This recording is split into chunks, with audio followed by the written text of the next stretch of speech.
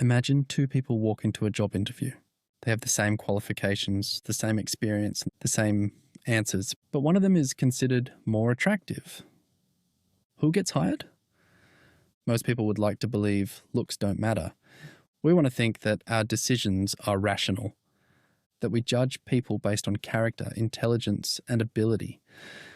But decades of psychological research tell a different story.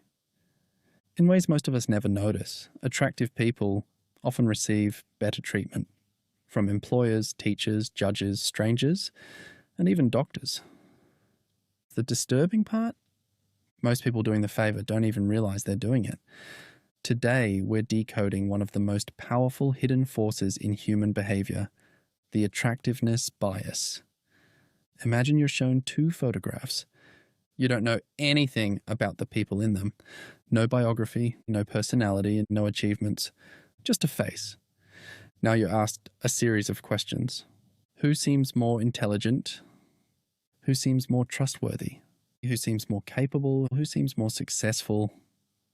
Most people insist they aren't influenced by appearance. Yet over and over again, studies reveal the same pattern. People consistently assign more positive qualities to those they find attractive. Psychologists call this the halo effect. The halo effect occurs when one positive characteristic causes us to assume the existence of other positive characteristics. If someone is attractive, our brains unconsciously fill in the blanks. We assume they're smarter, kinder, more competent, more confident, even when we have absolutely no evidence. One psychologist described it as a mental shortcut. The brain is constantly making rapid judgments to simplify an overwhelmingly complex world. The problem is that these shortcuts aren't always accurate.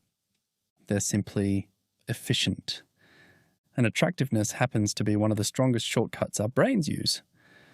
So why does this happen? Why would physical appearance influence judgments that have nothing to do with appearance?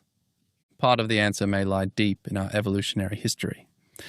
For most of human existence, people had very limited information about strangers. There were no resumes, no social media profiles, no background checks. Humans had to make quick decisions using whatever information was immediately available. Physical appearance became one of those signals. Certain features were unconsciously associated with health, youth, and genetic fitness. Over thousands of generations, our brains became highly sensitive to these visual cues.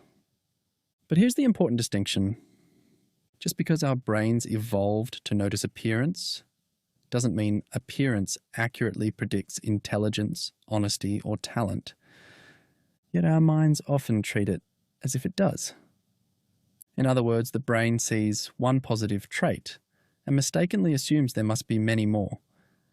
It's a cognitive shortcut, and shortcuts can lead to bias. Now let's look at where this bias appears in everyday life. First, employment. Numerous studies have found that attractive applicants are often rated more favourably during hiring processes. Sometimes they are perceived as more capable before they've even spoken. The interviewer may genuinely believe they're being objective. But subtle first impressions can influence the entire interaction. Second, education. Research has shown that teachers can form different expectations of students based on appearance.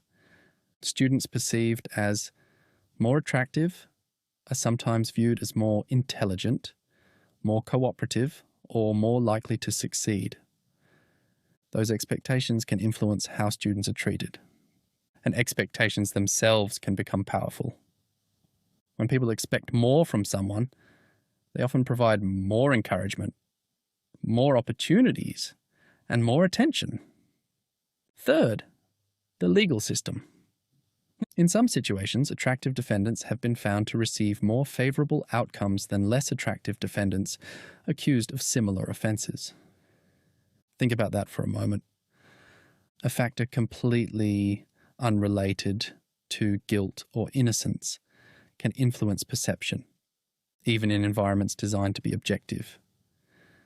And perhaps most surprisingly, attractiveness affects everyday interactions with strangers. People may smile more, offer more help, show more patience, be more forgiving of mistakes.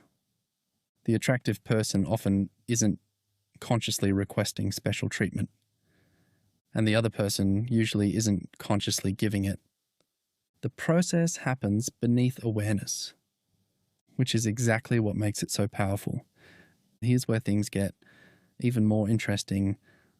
Imagine a child grows up receiving more positive attention.